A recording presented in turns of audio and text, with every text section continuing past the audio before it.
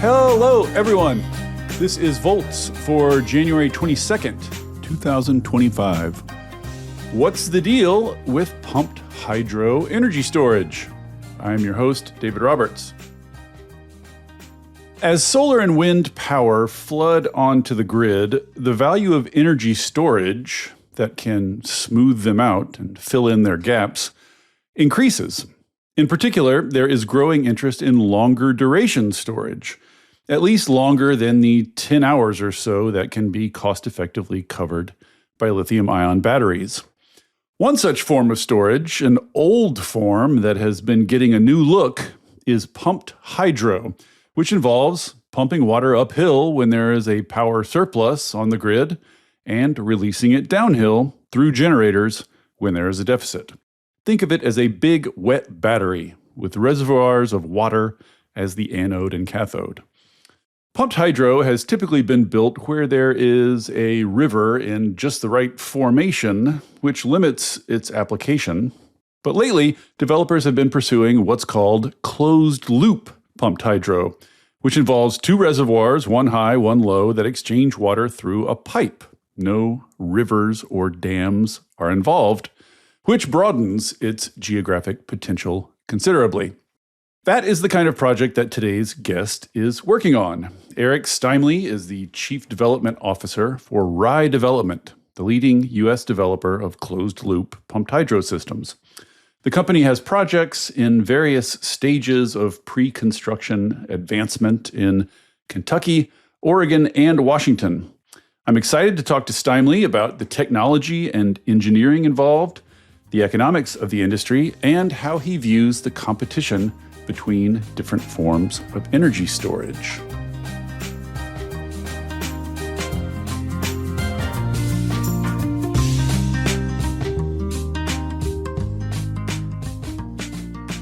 With no further ado, Erik Steimle, welcome to Volts. Thank you so much for coming. Yes, thanks for having me on. When I was first thinking about whether to do this episode, I was like, well, pumped hydro, everybody kind of knows how it works. Everybody kind of gets it. There's not that much of it. It's not that much of it happening. And then, as typically happens, I started reading about it, talking to people about it, and now I have 472 questions. So we're going to have to move pretty quick. Describe the type of pumped hydro systems that you build. So first off, pump storage, as you alluded to, has been providing energy storage capacity and transmission benefits in the U.S. since the 1920s. There's 43 pump storage projects that are in operation in the U.S., 23 gigawatts. Pump storage accounts for currently over 90% of the country's utility scale storage. Yes, almost all of it. And what about when was the most recent one put into? There was a small project in California, part of an existing system that went online just about 15 years ago. But the last major project that was built in the U.S. was built over 30 years ago. Oh, wow. So we're at the front edge here of another wave of this. Like the wave really technically has not yet started. There's not a bunch more being built yet. Yes, that's correct. And, while pump storage is currently the backbone of the energy storage system or the grid here in the U.S. currently, there hasn't been a new one in 30 years. Primarily because there hasn't been a major change in the grid until the last 10 years or so.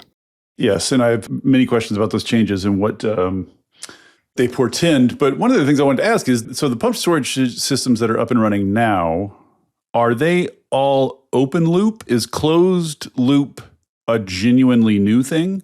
It's a genuinely new type of technology in the United States. There are closed loop projects that have been built elsewhere.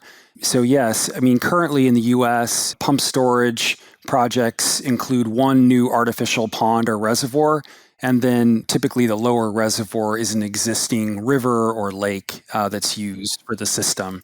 The projects that Rye is developing across the U.S. have an artificial upper and lower reservoir.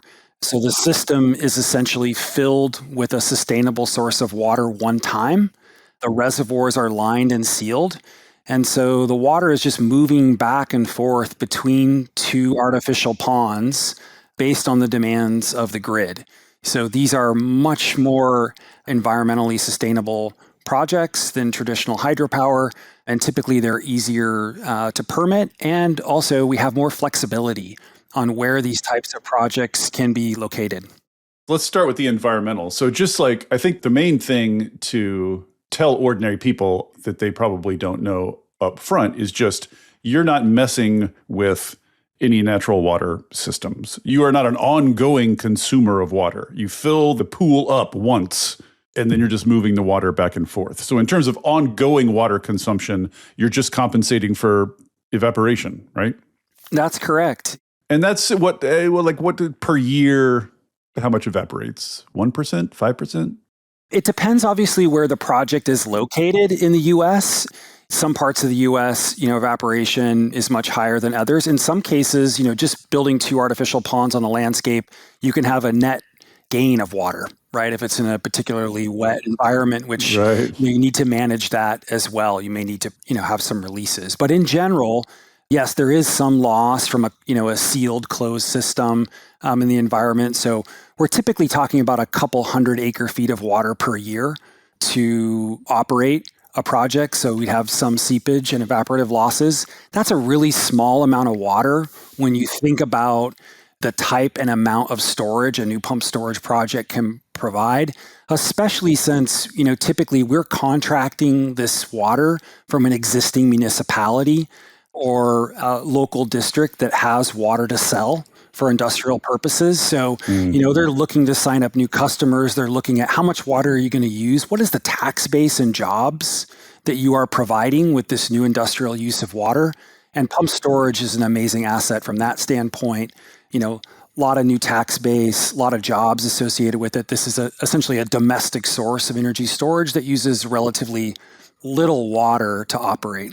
Yeah, so the ongoing water needs are minimal, and the water in ordinary operation doesn't really come in contact with the soil, right? Or the water table or any of that. I mean, it's confined to the pipe, more or less, right?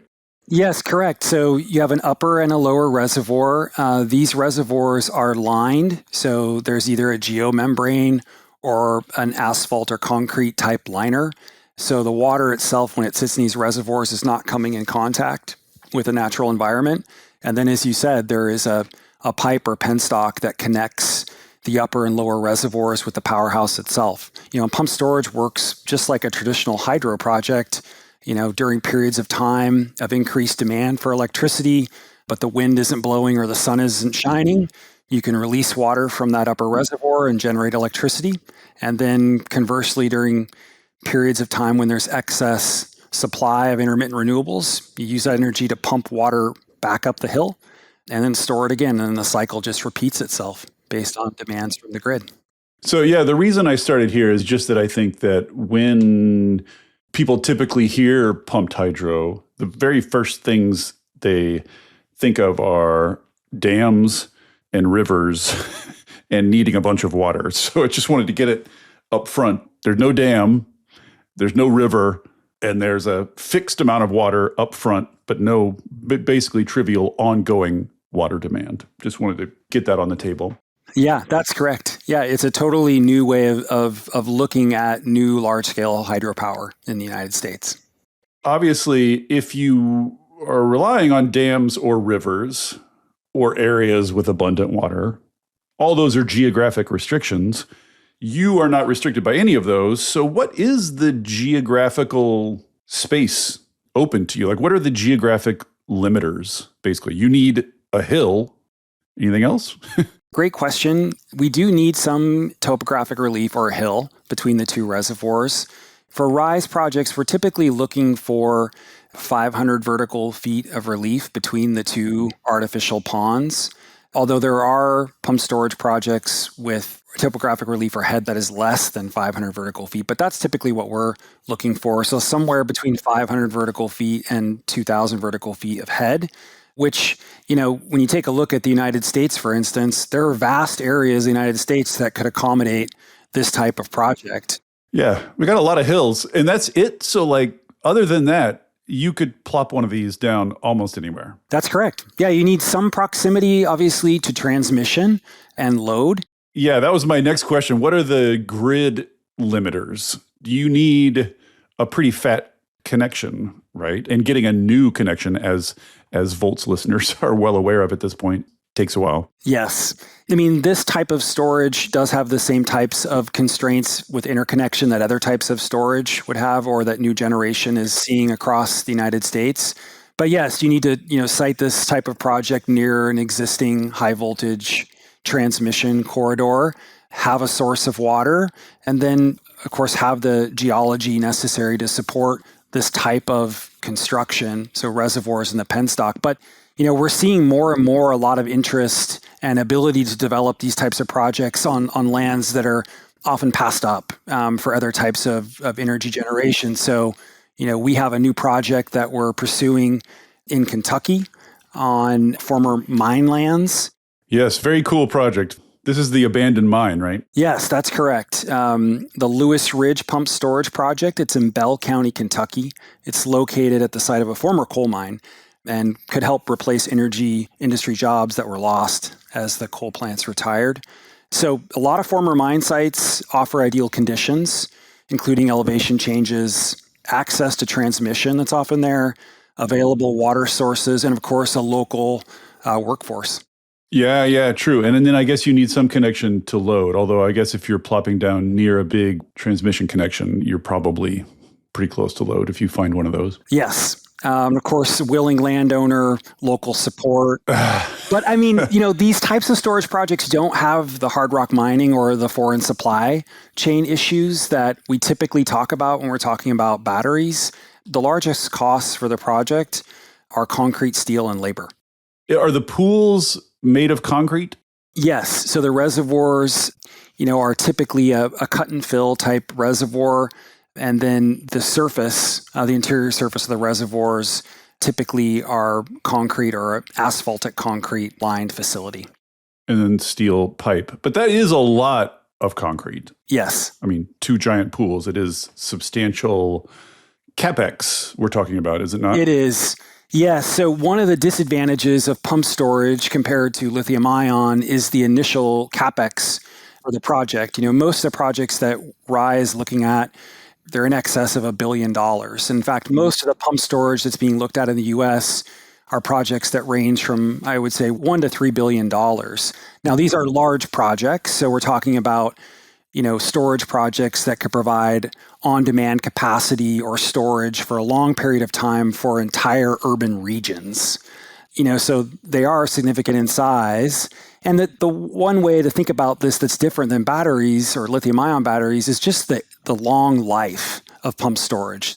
I was thinking through the technology and it's like, well, pools, I think we've mastered those, and steel pipe and generators. Like, these are all very extremely well understood technologies. And the sort of dams, the hydropower projects that use these same technologies, there are some that are, 100 years old, 150 years old. So there's no reason once you build one of these things, it couldn't just run forever, right? That's right. The lifespan or expected lifespan for new pump storage is well over 100 years. And so while there is a higher upfront cost, the overall cost of the project is significantly lower than any other type of energy storage.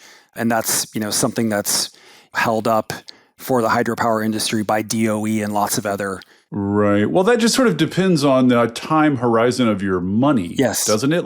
If you're amortizing over 100 years, then obviously you're going to come out, ahead. But you're not going to find capital that's 100 years patient. So, you know what I mean? You kind of have to find some patient capital to do this, don't you? You're looking for infrastructure type capital, right?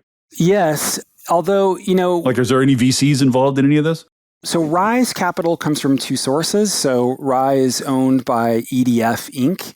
and Climate Adaptive Infrastructure. And these are 2 global leaders in utility scale energy storage investment, and including construction and operation of pump storage. So we're well capitalized to actually pursue these types of projects. I see. And there's more and more utilities that are interested in diversifying storage and thinking about storage diversity when we're talking about grid reliability, resource adequacy, that are looking more long term. And do you find that utility capital is patient in the way you need? So we're finding that it is more and more. And I would argue that it was only a few years ago where there were really only a handful of utilities seriously considering contracts for new storage. And, that of course has changed to be something that utilities across the United States are looking for at this current time. And as part of that, we're seeing load increases across the US, primarily tied to AI and data centers, but there's other reasons as well. So as we look at load increases and needing to bring storage into the system to deal with new sources of intermittent renewables and with coal coming offline, there's a real new focus on rates and rate increases. And so being able to, for example, bring in a project that from a degradation standpoint has very little degradation over a long period of time, something that has relatively low cost over a longer period of time is of interest. So that could be a 30-year power purchase agreement or a utility acquiring one of these projects as part of their resource mix where they can have it as a long-term asset.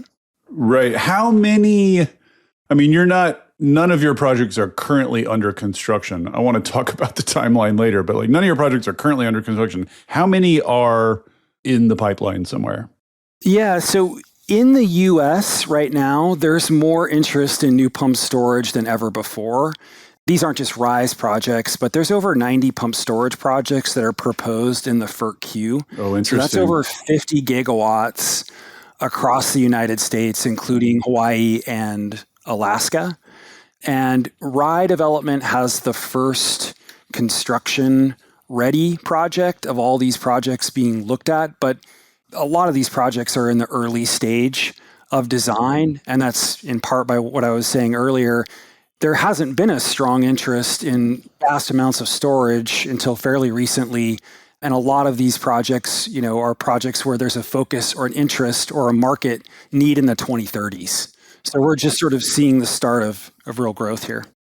Are most of these upcoming projects closed loop? Is there sort of an industry-wide shift happening to closed loop, or is it just a site-by-site type of thing? It is site-by-site. There are a lot of these projects that are closed loop, but there are a number of projects being proposed where they're part of an existing hydropower system. So you've got a licensed, fully operating system, and a utility or other developer is looking at just adding an additional upper reservoir to that system. So you have an operating dam, you just stick a new reservoir up on top of a hill somewhere and pump water up and down to it, but yes, it's still part of the same project. Yes. What is the round trip efficiency here? And how does that compare to on one side, lithium-ion batteries, but then on the other side, sort of your other competitors in the long duration storage space? So right now, pump storage is by far the most efficient form of long duration energy storage. Most pump storage is somewhere in the 75 to 80% range in round trip efficiency. So very efficient. And one of the differences about pump storage compared to some other types of energy storage technologies is that we have almost 100 years of projects to draw on globally to prove out that efficiency. But compared to lithium-ion batteries, certainly there are lithium-ion batteries that have efficiencies above 80%. But in the long-duration storage space, certainly pump storage is the lowest cost, most efficient of those forms of storage. Well, what about specifically, because I guess you'd call this a subset of gravity batteries? It's using gravity in some sense. So why move water rather than blocks or sand or, there's all sorts of gravity batteries popping up all over here that lift and drop various things. Did you assess all those and decide on water, or how do you think about how those compare with one another? Great question. And we have spent some time, or I've spent some time listening to some of the other proposals out there for long duration or gravity storage. And look, I certainly think that there will be other technologies that are developed. Some will probably stay at the pilot stage, even if they're simple forms of gravity storage, and some will move on and be adopted. RISE specifically is set up to pursue new low impact hydropower and pursue new pump storage. in the US. So we are a team that has a lot of experience in developing new hydropower. And, we think our niche is pursuing this old technology, but bringing it to the current market in a way that's valuable for utilities, ratepayers in this current environment where we see fossil fuels coming offline, renewables getting added, and a real need for a low-cost, long-life domestic source of energy storage. I've heard about alternative forms of pumped hydro where you use underground caverns. In other words, you don't find a hill. Instead, for your gravity, you just dig a big shaft, you just dig a big hole. Have you looked into that at all? Or would that open up sites that are not accessible to this? Like, what's the deal with that type? Yeah, there are some current proposals out there for that. None of RISE current projects propose underground caverns or more exploratory types of technology or configurations of the reservoir system. Ours are very straightforward. Again, just sort of a simplified upper and lower pond, if you will, that's lined and moving water back and forth. But you are correct. There are other groups looking at smaller scale pump storage, looking at underground storage that wouldn't require the topographic relief. That would really open up the geography. Correct. Yeah. If you could do smaller underground. Yeah, there is a group called QuidNet that is specifically looking at underground pump storage and looking at small scale technology, that could be utilized throughout areas like the Midwest, right, where there isn't topographic relief. The one environmental question I forgot to ask, and I think it's probably obvious, but it's just water, right? Is there anything else in the water? No, it's just a contract for water. And again, typically we are sourcing water from a long-term sustainable source of water on the property itself or a local municipality.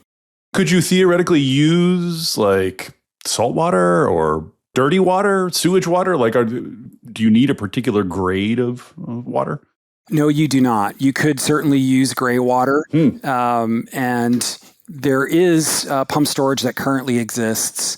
There's a project in Japan that is a saltwater pump storage project. The lower reservoir for that project is the Pacific Ocean. Interesting. And one other question about these open ponds. When I threw this out on Blue Sky, one question that came back several times was, have you thought about integrating any other technologies into this? For instance, putting solar PV over the reservoirs. There's all this talk about floating PV these days, or like covering parking lots, with canopies, solar canopies, integrating solar on site at all, and or using that giant mass of water as thermal storage for, I don't know, some heat load nearby. Have you thought about integrating other stuff? It's a great question. So we haven't considered the thermal load question that you're asking, but we have taken a look at covering or at least providing some type of solar resource on either one or both of the reservoirs in our project areas.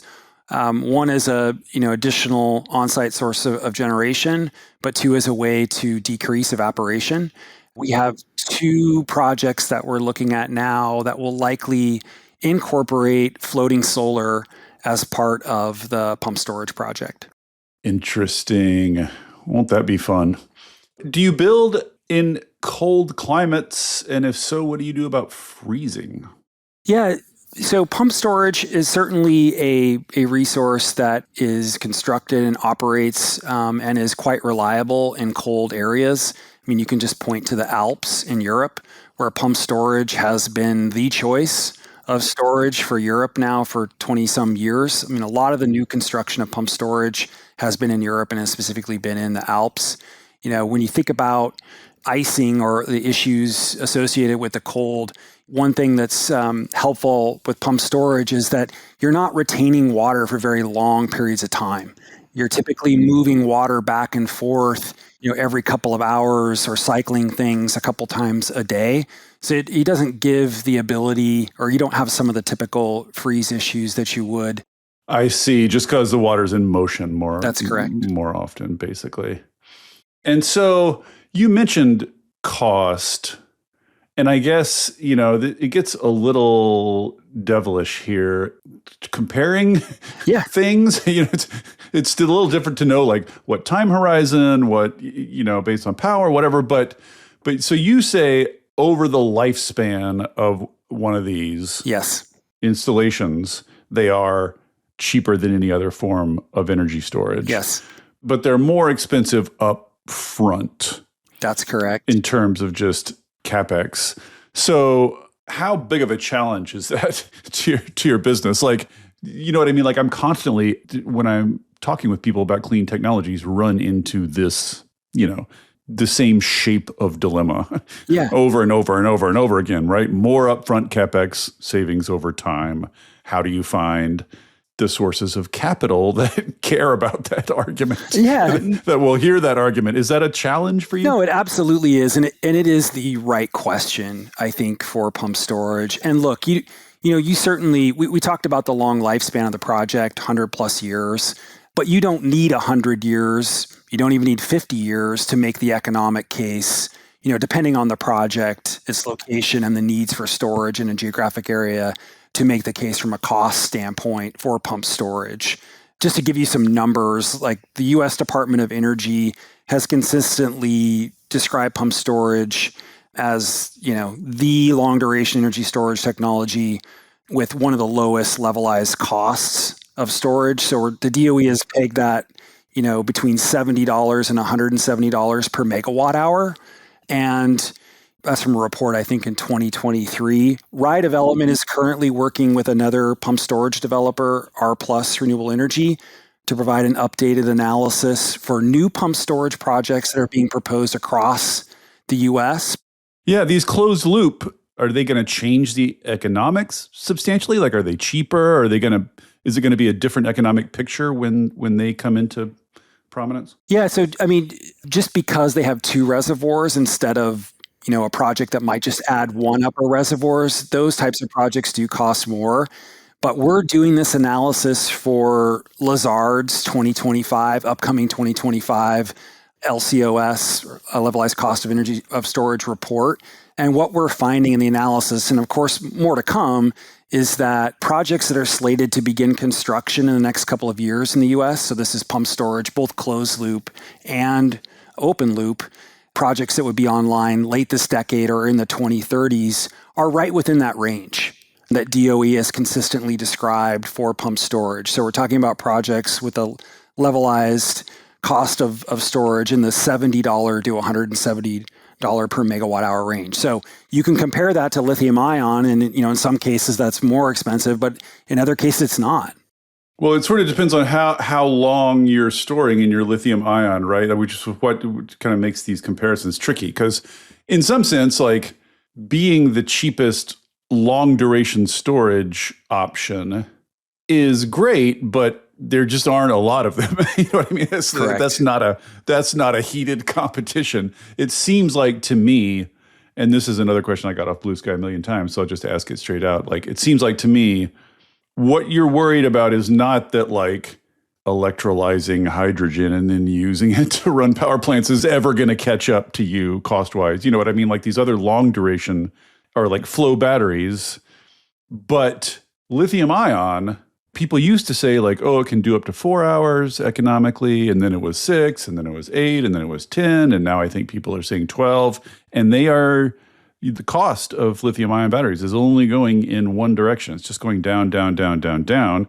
And so it's not just how much does lithium-ion storage cost today, it's how much is lithium-ion storage going to cost in whatever 10 to 12 years when one of these projects is actually built and running. Like, are you confident it will still be cheaper in a decade? I guess even if you're not confident, are the financiers confident that it's going to be, you know what I mean, that lithium ion's not going to catch up even in the sort of 12 to 24 hour world?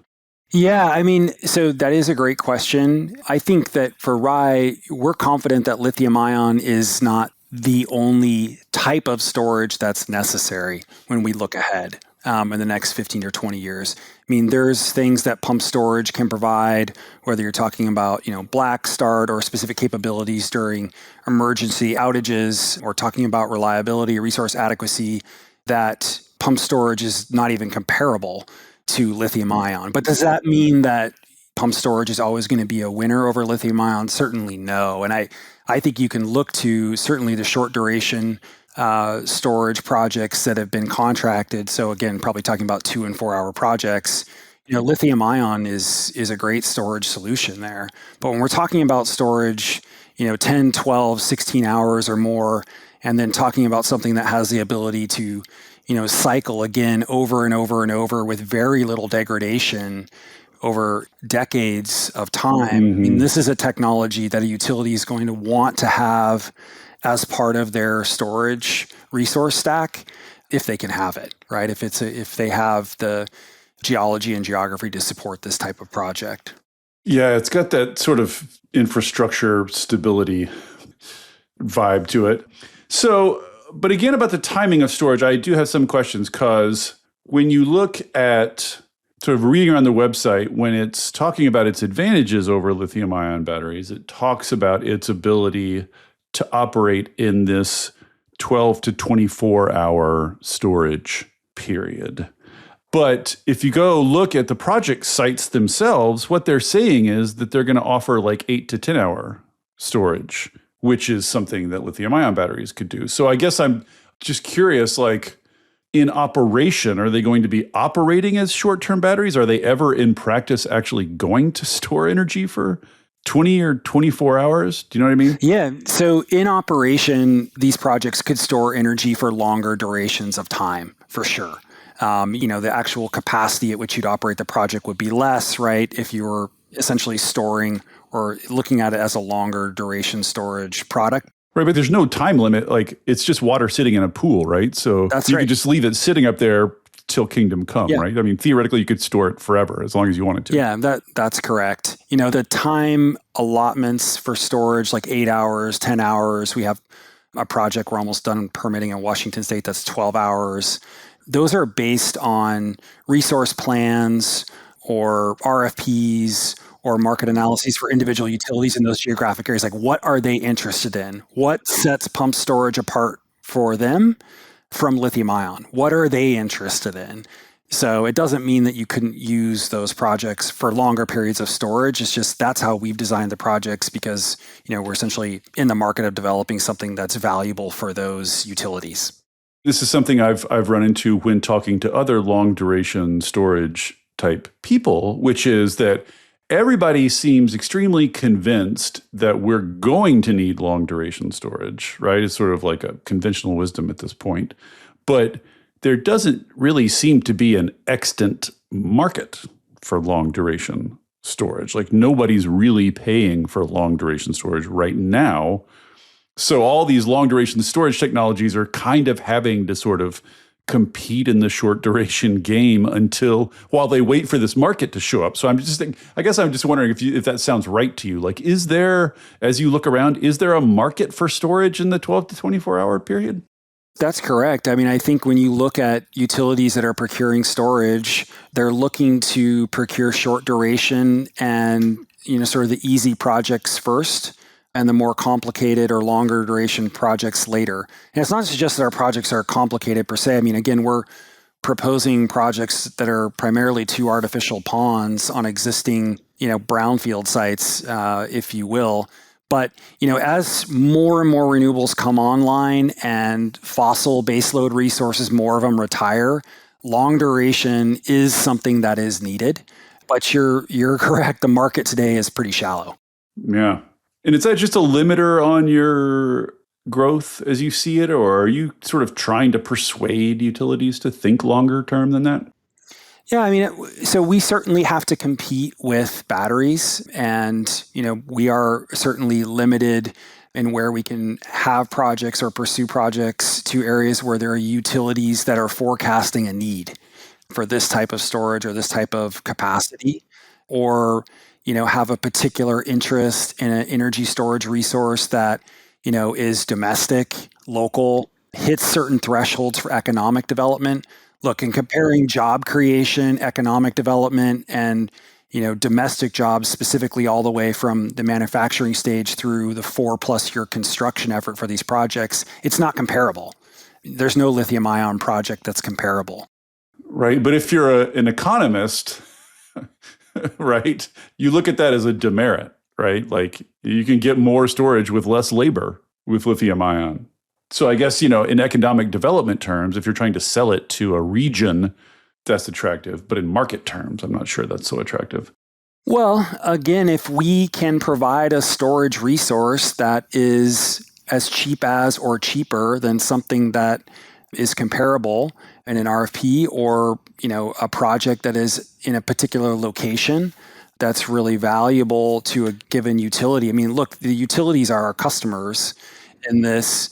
That's how these projects succeed in comparison to others.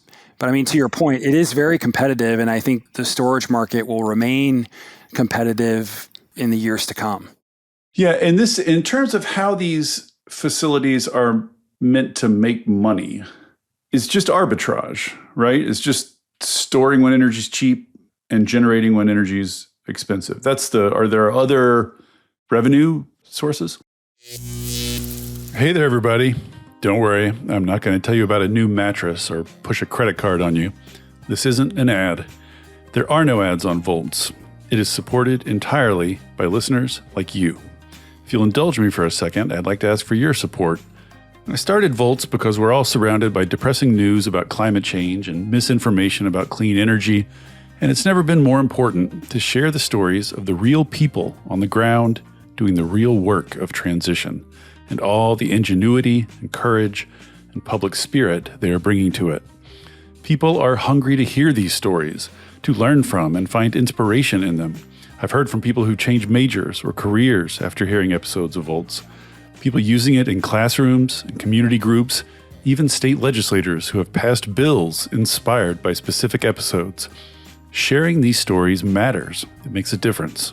If you have found value in it and want to help me continue doing it, I hope you will join the community of paid subscribers at volts.wtf. It's about the cost of a cup of coffee a month. If you don't like subscriptions, you can make a one-time contribution, leave a review on Apple or Spotify, or just tell a friend about Volts.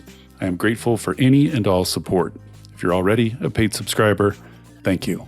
And now, back to the show. It's just arbitrage, right? It's just storing when energy's cheap and generating when energy's expensive. Are there other revenue sources? Yeah, so historically, pump storage did operate and work just on arbitrage. The projects that we have, projects that are most mature on the West Coast, these are projects that are situated to have long-term contracts with utilities, so a long-term power purchase agreement, where they're essentially entering into a tolling type arrangement for a price and can use the facility as they see fit. Pretty similar to any other type of tolling arrangement a battery project, lithium-ion or otherwise, would enter into with a utility. Got it. And so one thing that lithium-ion has going for it, relative to a bunch of other things, is it's small. It comes in very small units. It iterates very rapidly, and it's very modular and replicable, et cetera, all these sort of characteristics of a technology that tend to induce innovation and thus falling costs. So when I look at a project like this, it's just two pools, two concrete pools and steel pipe and a generator. On one hand, the benefit of that is those are all very well understood, all relatively cheap, all can be relied on to run for a century or more. But I guess the downside is it's hard to see where there's going to be much technical advancement or falling costs. Am I wrong about that? Or do these things pretty much cost as much as they're likely to cost, and there's just not a lot of room to bring that down? Yeah, I mean, one of the benefits that pump storage has is that we certainly understand what the costs are. Yeah. Whether it's steel, concrete, construction. I mean, most of the energy storage that's been developed of utility scale, or a large portion of it globally, a lot of that has been pump storage. Now, we haven't been developing a lot of pump storage in the US, But elsewhere in the Middle East, Europe, Asia, and others, they have been developing a lot of it in the last 10, 15 years. And so we fully understand what those costs are. Certainly there are some costs on the technology side, the turbine equipment that have come down. But you are right. I mean, this is not a static cost here, but this is something that's well understood, and there isn't expectation that the prices are going to continue to fall for pump storage. I mean, I would argue that there's lots of individuals and developers that also think that lithium-ion will probably not continue to fall forever as well, given the hard rock mining and supply chain associated with those types of batteries, and also competition for their use. Yeah, well, that's a big multi-billion-dollar gamble. Yeah. A lot of people are keenly like to know just whether that's true or not. But I think where pump storage often has its niches, places, especially in the U.S., where utilities have existing hydropower or are jealous of neighboring utilities that have existing hydropower, which is, of course, like the original form of storage. Yeah. I mean, it is their lowest cost resource. It's carbon free and it provides a lot of flexibility. So, if you're looking at the need for storage, wanting some storage diversity, from a cost benefit scenario, if you are looking longer term, I mean, pump storage is a really, really valuable resource. You don't have to throw it out and replace it every 20 years. So if you're a utility commissioner, I mean, that's something that you identify right away, amongst other things. Pump storage has the lowest contribution to greenhouse gas emissions as well, compared to any other type of storage that's currently looked at right now. I was going to mention that in the context, because this is another thing that comes up when people think about hydro is the methane displaced when you sort of industrialize kind of a river ecosystem. You guys don't have that problem, right? You're just like digging a hole. That's correct. Somewhere. So the whole methane thing is just not an issue for you. Yeah, it's not an issue at all for a waterway like this, for closed loop pump storage. But to get back to the cost question, so there's no reason to think that like your fifth project that you build is going to be substantially cheaper than your first project. Like these are relatively predictable and stable costs. That's correct. And that is their benefit. And same thing is that the projects also provide some storage benefits that lithium ions cannot provide. And so let's talk then about a subject that comes up a lot here on Volt, which is the sort of red tape dilemma. I'm sure if you've been following public discussion lately, there's, everybody's got a lot of angst about the fact that it takes forever to build anything in the US. In particular, it's very hard to build big things. There's all these different processes and environmental reviews and approvals and processes, et cetera, et cetera, et cetera. I'm just guessing, knowing none of the details, I'm guessing that a very large project like this involves a whole heck of a lot of that. So maybe you could just sort of describe like what is the bureaucratic journey and how long does it take? Like from the moment you sort of identified the Lewis Ridge mine, yes, you're like, I want to build there. What is the process and how long does it take? Yeah, from the moment that you conceptualize a project to the time that it could be online and in commercial operation is an 8 to 10 year process in the United States. And that is particularly unique to the United States. That's in part why a lot of pump storage, and currently pump storage, is being constructed elsewhere in the world. And, we have a handful of construction-ready projects in the U.S., but none have been kicked off.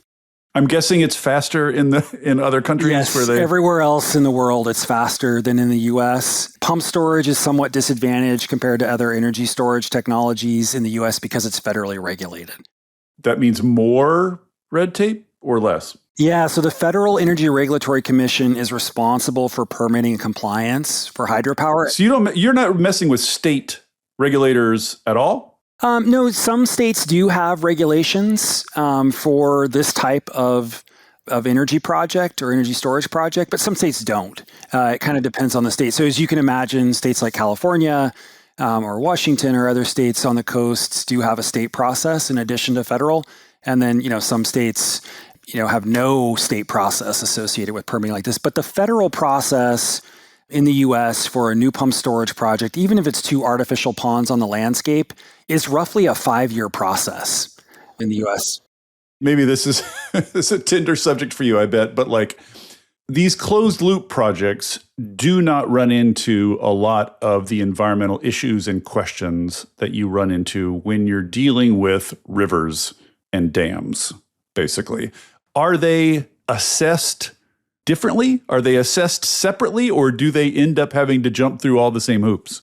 They are not assessed differently, despite the fact that, the projects aren't even close to having the types of impacts that would happen if you were building a large dam on, a large river system. They are still assessed the same way. You still have to go through the same process. And that is why it takes so long. Well, spell it out a little bit. 8 to 10 years. Doing what? Like doing what? Like, right. The Lewis Ridge project is supposed to start in 2027. Like, what has been happening in those 8 to 10 years? Yeah. So the Lewis Ridge project is a particularly interesting project because the project was able to win a Department of Energy grant. So $81 million. The purpose of that grant in part is to expedite the period of time between the conceptual idea of the project and not just start of construction, but COD. It is recognizing that the U.S. is unique. This process is slow. And so, well, how does money help? Like, you still are you just paying for tests and things like that? Yeah. So typically why it takes pump storage so long is that a developer will work through the 4 to 5 year permitting process before it invests a lot of the, large dollar amounts to get the project construction ready. And so, you're looking at a 4 to 5 year permitting timeframe, and then, a 4 to 5 year period of time after permitting before the project comes online and is commercially viable. But why, Eric? What's happening? What's going on in those? Demystify this for me. What's going on in those 5 years? Who is doing what? Yeah, the federal permitting process requires layers and layers of public meetings, agency meetings, the applications and information that you provide, and then also put out there for public review starts at a conceptual level, and then it builds over time where there's feedback loops over a series of years on the various types of studies that you need to do. Now, for a closed loop project on a brownfield site, you may not need to do any of the usual studies associated with building a new hydropower project, but the timelines and the process for engagement still applies. So that's why it takes longer here than anywhere else. So on the positive side of that, if there is one to talk about, the process is so long and comprehensive and requires so much public input that you have a community project or a project that community... Well, for God's sake, after 10 years, I would hope you would at least have certainty that you can build your project. Yeah. So there has been policy reform afoot in the last Congress. Of course, we're in a new year, a new administration. There was an effort to speed up or reduce the permitting timeline for closed loop pump storage. Specifically for to break that off from the rest of the process. Specifically for closed loop pump storage, and an acknowledgement of how valuable this resource is as a domestic storage resource in the U.S. and its potential to reduce that total permitting timeline to 3 years. Of course, permitting reform, as we know, didn't happen in the last Congress, so we'll have to see where we head in the new Congress.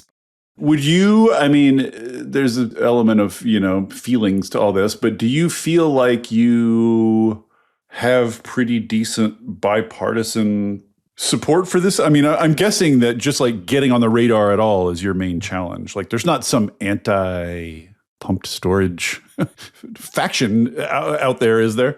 Yeah, you're correct. There's bipartisan support, not just for pumped storage, but I would say hydropower in general. It is, one of those resources that both sides of the aisle understand its value. It's low cost, it's carbon free.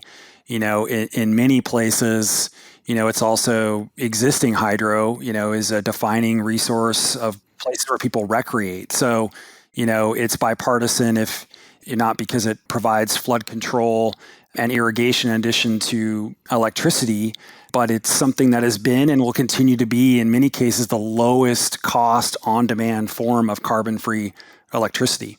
And don't underestimate the value of, a local reservoir to a resident and their ability maybe in the future to plug their truck into it as their source of fuel. I mean, it seems funny to say, but it's a valuable concept.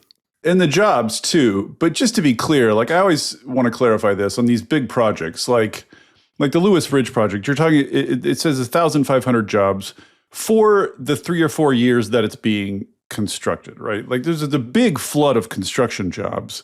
But if it's just 2 pools and a pipe carrying water between them, I can't imagine that is going to require an enormous amount of ongoing jobs. Is it? The jobs are mainly short term. That's not a ding on it. That's not a problem or anything, but that's just the shape of the situation. There's not going to be tons and tons of ongoing jobs, are there? Yeah. So the number of jobs associated with a permanent operation are right around a couple of dozen for a facility like this. So you're right. There's not thousands of jobs during long-term operation of the project. I mean, it's infrastructure. It's supposed to sit there and Yeah, I mean, but you'll also find that the labor force in places like Southeast Kentucky is well equipped to do a lot of the jobs associated with the construction of this type of facility. I mean, this is a large civil project, and there's lots of areas where they have a workforce that can essentially be put to work, right? That is well equipped to begin work on these types of projects. Additionally, the longer construction period here is valuable to apprentices and the building trades.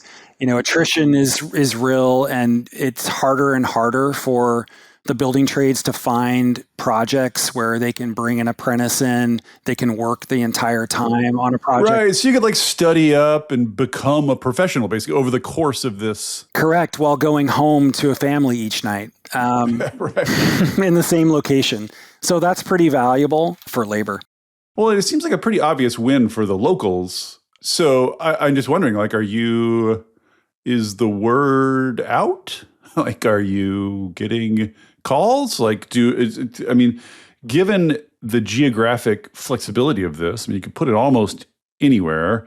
There are now congested grids all over the place. People need storage all over the place. People are worried about foreign content in batteries, et cetera. So it seems like this should be your moment. Do you have a big pipeline? I mean, yes, as I alluded to earlier, there is a large pipeline of proposed pump storage in the U.S. I would say that there's lots of municipalities, lots of utilities in the U.S. that are now focused on developing their own pump storage as part of their storage needs. Oh, as municipal infrastructure. Yes. Yeah. Interesting. So, yes, we do get the occasional call, of course. There are places that are, looking at the Lewis Ridge project or some of our other projects and saying, why don't we have one of those projects here? We have the transmission. We've got a lot of new load demand from data centers. This is the type of storage project we could have, and look at the job creation. So we do get some of those, but it's certainly not just rye that's out there in the pump storage space. There's a lot of new interest in pump storage in the U.S. We're just slightly behind in the U.S. in comparison to other parts of the world that's been adding a lot more storage than we have been. A familiar story. Okay, well, as a last question, then I just want to talk about size. What are the size limitations? On the one end, how small could one of these things be and still be reasonable, viable to build? Sort of, at how distributed and small scale could it get? And then on the other side, is there an upper limit, or do we have a good sense yet of sort of the bounds? Yeah, I mean, so there are relatively small pump storage projects. Rye is focused on pump storage projects primarily in the 300 to 700 megawatt range, although we do have one that's larger than that. And Lewis Ridge is slightly smaller than that. But we think that is a range where the project makes quite a bit of sense.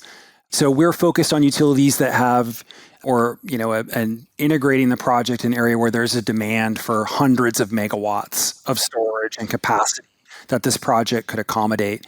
There are projects that could be cited that are much larger than that, But again, if you're getting to projects that are 500, 1,000 megawatts or above 1,000 megawatts in size, you're talking about probably multiple utilities that would need to participate in the project, and that can get somewhat more complicated. I'm guessing like somewhere in China, there's the biggest one of these in the world.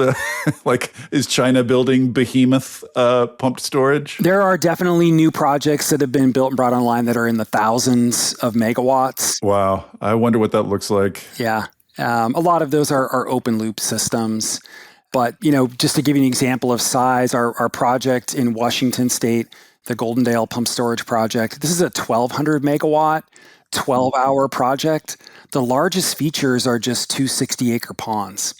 Yeah, we didn't talk about land use, but that's very little land for a lot of capacity there. Yeah, it's a considerable amount of storage and capacity for a region that's capacity short. We're talking about a considerable amount of additional storage that just Washington State, not including the rest of the Pacific Northwest, needs to bring online in the next decade. So 1,200 megawatts, 12 hours of storage, 2 60-acre ponds. That's enough storage to provide 12 hours of on-demand electricity to every residence in Seattle. Wow. Yeah. 2 60-acre ponds. Wow, in one facility. And I'm guessing that, because of the simplicity, you could adjust the size of these relatively easily. Like, you could just make the pools bigger, right? Yeah, you could make pools bigger. Other projects, when they've wanted additional storage time, have added an additional upper reservoir over time or contemplated an additional reservoir to provide additional storage time or capacity at the project. So yes, again, these are large civil projects, but they are somewhat simple in that you're essentially just moving water back and forth based on the demands of the grid. Yeah, pretty old school. Yeah. Well, super fascinating, Erik. I really appreciate you walking us through this. This has been sort of in the corner of my eye for years now, so I'm glad I finally dug in. And good luck with all your projects. Yeah, thank you so much for your time today. Thank you for listening to Volts. It takes a village to make this podcast work. Shout out especially to my super producer, Kyle McDonald, who makes me and my guests sound smart every week. And it is all supported entirely by listeners like you. So if you value conversations like this, please consider joining our community of paid subscribers at volts.wtf, or leaving a nice review, or telling a friend about Volts, or all three. Thanks so much, and I'll see you next time.